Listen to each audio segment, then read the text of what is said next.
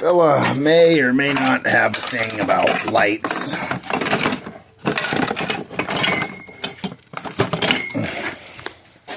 And heaters. I don't like being cold. I don't like being in the dark.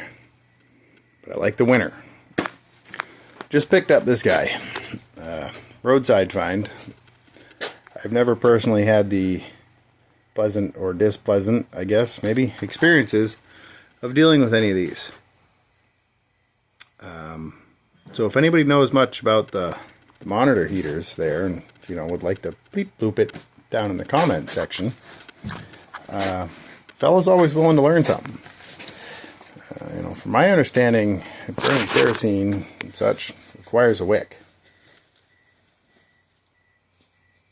I've fucked with the other style monitor heaters, or not monitor heaters, but kerosene heaters that have the wicks and such, and probably give you carbon monoxide poisoning. Could explain some of the autism. I don't see nothing in there that's a wick, though. It's not really working down in there. So I can't necessarily say I get it, but I kind of could. I can understand how it might work. So maybe just a little fiberglass thing down on the bottom there you can't see.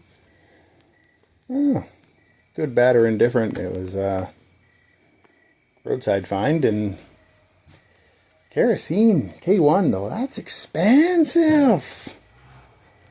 Goodness. Are these things worth it? Let me know.